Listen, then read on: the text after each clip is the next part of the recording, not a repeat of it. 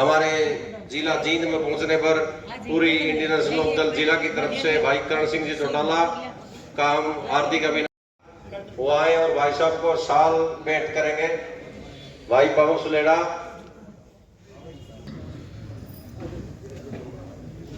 भाई पवन सुलेड़ा हमारे पार्षद है। अमित लाठर,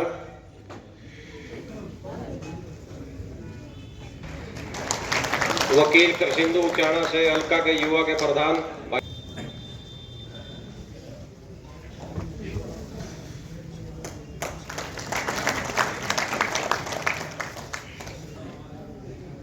इंडियन नेशनल लोक दल की युवा विंग के राष्ट्रीय अध्यक्ष भाई करण सिंह चौटाला जी का हम जींद में पहुंचने पर हार्दिक स्वागत करते हैं और हम भाई साहब को विश्वास दिलाते हैं यात्रा में हमारी जो भी ड्यूटी लगाएंगे हम जींद के सभी युवा साथी आपके तन बंधन के साथ रहेंगे। शेर हरियाणा के सुपुत्र भाई करण चौटाला जी, और सबसे पहले तो मैं करण चौटाला जी का हल्का स्पीडो की टीम की तरफ से हार्दिक स्वागत करता हूँ, अभिनंदन करता हूँ। जय हिंद। तो हमारी अपनी पद यात्रा होगी, जो भी भाई साहब जिम्मेवारी लगाएंगे हम उस पर खरा उतरने का काम करेंगे। धन्यवाद। संतोष जागलानी जी जिला अध्यक्ष, स्वयं आदरणीय हल्का जींद के अध्यक्ष पप्पू रेड्डू जी, मैं सम्मानित मंच मेरे चौटाला जी और हमारे प्रदेश के युवा अध्यक्ष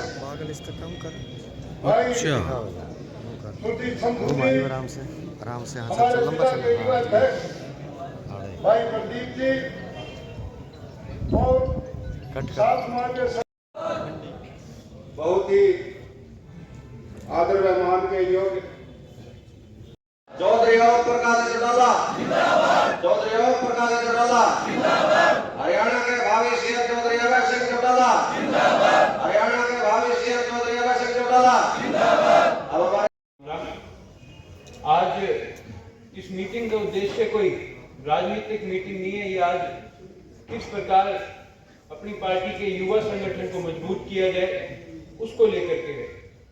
पिछले दिनों जब बहादुरगढ़ में प्रदेश कार्यकारिणी की मीटिंग थी तो सभी युवा साथियों से पहले बात करके कि जिस भी किसी युवा साथी की जिम्मेवारी लगाया करते थे वो नॉमिनेटेड होते थे। उसमें पिछले 2-3 सालों में देखने को मिला कि जब तक उनको उस पद पे नहीं बिठाते थे तब तक तो वो लोग मेहनत किया करते थे, और जैसे ही वो अध्यक्ष बन जाते कुछ एक साथी उनमें ऐसे थे फिर वो उसमें थोड़ी सी कमजोरी दिखाना शुरू कर देते थे, जिसकी वजह से पार्टी के युवा संगठन को काफी बीच में कमजोरी आई।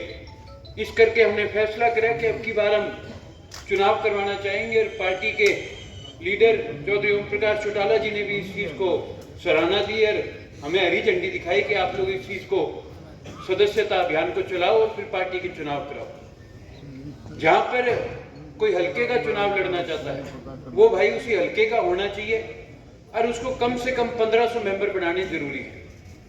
जो कोई साथी जिले का चुनाव लड़ना चाहे वो उसी प्रदेश का चुनाव लड़ेगा उसको मिनिमम 15,000 मेंबर बनाने जरूरी है, उसके बाद ही उसको चुनाव लड़ने की अनुमति दी जाएगी। इसमें एक 5 सदस्य कमेटी पार्टी ने बनाई है।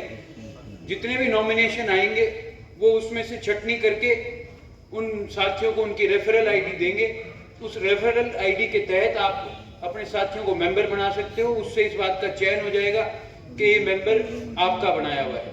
जैसे ही आपकी जो संख्या है मेंबर बनाने की वो पूरी हो जाएगी उसके बाद आपको चुनाव लड़ने की अनुमति भी मिल जाएगी।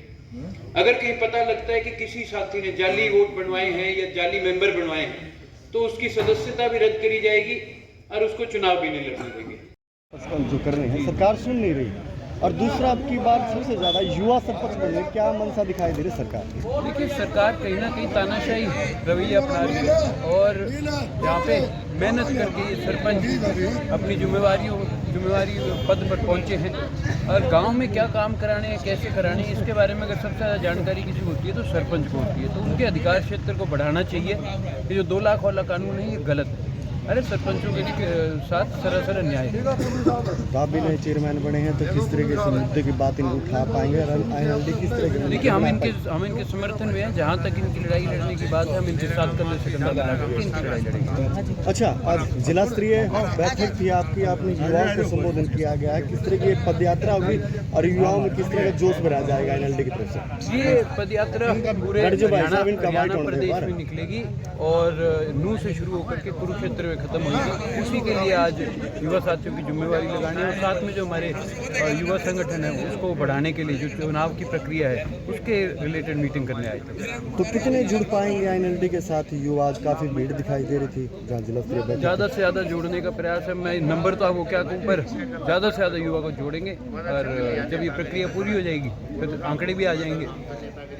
धन्यवाद सर।